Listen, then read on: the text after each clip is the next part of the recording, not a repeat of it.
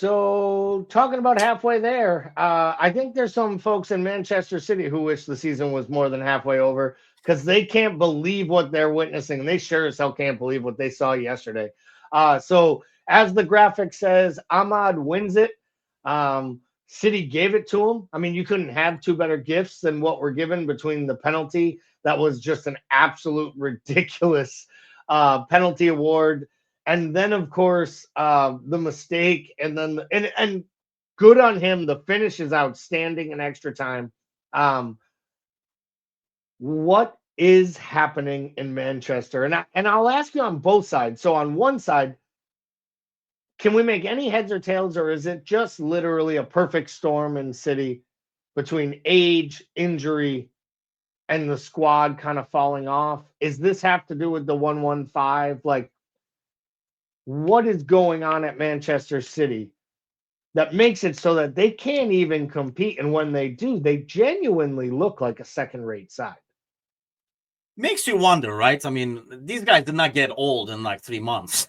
So while I know what you mean, and there's some like, they did not replace some of the guys and some people are getting older and stuff like that. I do agree to that, but there has to be something else in the background, right? Like there are rumblings in the background. They're hearing things and maybe like it gets in their head. So, and that shows, we were talking about earlier, this is the top level. And that was a top team that had to perform at a certain level, pep and all that kind of stuff. But when your focus is not there, number one, and more importantly, I feel like their confidence is shot. And I think, all these losses and stuff, that 3-0 to 3-3 in the Champions League is probably the example. You could tell the moment it became 1-1, you were like, United might score another one. You didn't say City will score it. 2 years ago, you would say City still has time. City might get another one in. But now they're going to win 3-1. The moment it was 1-1, we were actually watching it live with my brother at the same time because it was right after the Fenerbahce game. We're about to go on air. I was like, let's finish the game. And you were like, United might score because they get shaky, just making like, I don't know what the hell happened to Ederson. One Saudi offer and the guy's like lost it totally.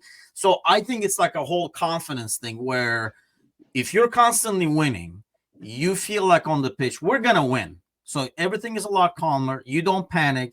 It's like, the hero wins at the end. It's like a cheesy thriller movie. You don't panic because the guy's not going to die. He didn't die because he's going to win at the end. So that's how you play. You have that comfort level.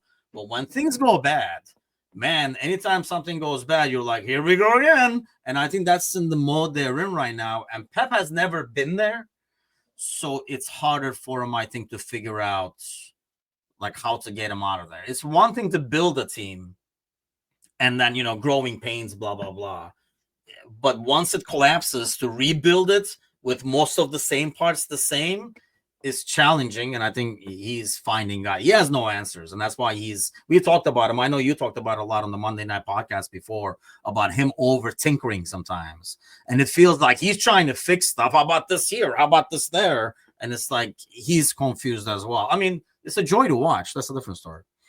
It is definitely a joy to watch. And we've said this before. I think I mentioned it once, and I know Bickler's talked about it as well on the Monday pods or even on this show, is that City proved that they are the prototypical bully. Like they are just a front runner that if things aren't going well, they just become a completely petulant club. Almost like what Chelsea looked like under the last few managers. Like that Chelsea at the end of Conte, Chelsea under Sarri, when you'd have 11 Chelsea players surrounding a referee yelling about a call. It's like an entitlement thing going. Yes, I feel like that's what happens at City whenever times get tough. But I also think that comes from the manager goading the Liverpool supporters with his sixes. And we all thought it was funny, right? We talked about how we were okay with it. But at the end of the day, I don't think I would have been okay with it if I were a City supporter. But let's talk about the other half, right? The red side of the town for a little bit. It pains us to say positive things, but when you get a victory like that, and it has not been a great start for the new manager. He came into this match, in my opinion, dropping two of his most talented 10 players in Garnacho and Rashford. And he didn't drop them from the 11. He dropped them from the match day squad in a derby. And when asked if it was disciplinary, he said no. This is straight down to effort and commitment. I'll flip the question. Regardless of the 3 points that United got yesterday and how good they wake up feeling today, if you're a United supporter, if I put you in Mark Goldbridge's world right now, right, waking up trying to spin this positive, outside of the 3 million euros he's going to make this year that you're not going to, what is your temperament this morning, knowing that on one hand, your manager did what you've wanted all United managers to do, which is take a stand against these players. On the other hand, you know there's that much rot that with a brand new manager and all this excitement, these players are still trying to torpedo any advancement at that club. It's kind of like a weird deal, right? So he comes in and I don't know, like this new manager smell thing goes a couple of games and then, like it went and then it came back. Like Ruud won against Leicester. Everybody was like, Ruud is so good. So the new manager smell is there. I think he's extremely lucky. We did this to Ten Hag, I think. Didn't we? Didn't he bench somebody against us? And then we let him freaking we lost that game and we were like, man, we basically helped him out. I can't remember who was it Maguire at the time? Somebody got cut out of the equation. But I think the best thing that happened to Emery is the fact that they won. Because if they lose, it becomes a whole different ordeal, right? You don't, especially if you lose 1-0. This is why those guys are important. You can't get anything going. You can't score without them, blah, blah, blah. But here's the thing. I think what happens now is important. Because there's a reason why no other manager did this before. Because it's not only Rashford and Garnacho. I mean, this goes in like clicks, right? So there are other players probably not happy about how Rashford is being treated or how Garnacho was treated, blah, blah, blah, and stuff. So how he handles the drama afterwards, and more importantly, how do those two guys handle it afterwards? Because when Ten Hag did it to Sancho, everybody was like, see, finally, a Manchester United manager doing, like pulling the plug on somebody who's not giving effort. But he was like an easy target because he was the newer dude. So whereas when you do it with Rashford and Garnacho, who's been around for a while, who have a lot of buddies in that locker room overall who will support them, do they react and say, because I just don't see those two guys saying like, you know what, you're right, I should probably watch what I eat. Because he was talking about like what they're eating, blah, blah, blah. So I don't see them saying, or maybe this is me wishful thinking because I want more drama at United, but I see them more like, not seeing the lights and more spreading the poison that they have all these other members of their clique kind of like in the background saying Rashford should be playing. I saw him eat a broccoli last night and stuff like that. So I don't know. I think we're going to find out in the next week or two. I think this is crucial. This was a huge win for him to help those 2 weeks. Because if they lose, like I say, I don't think he has a hand. Now he has a hand, but let's see when Rashford and Garnacho put their cards on the table, who has the better hand over these next 2 weeks. So let me ask you, what does your gut tell you the outcome of this is? Because to me, I don't think he did this to Rashford without the approval of Ineos. Like, I think the Manchester United board allowed this. And I think that's a big difference here. Mourinho made it very clear. There are multiple players that are still at the club now that I didn't want there. That is as nice of a way to say, I did not want Marcus Rashford, Anthony Martial, right? Or Harry Maguire. Like, it's basically about as nice as you can say, like, or Luke Shaw, right? They're the only players left. Yeah. So it's probably them.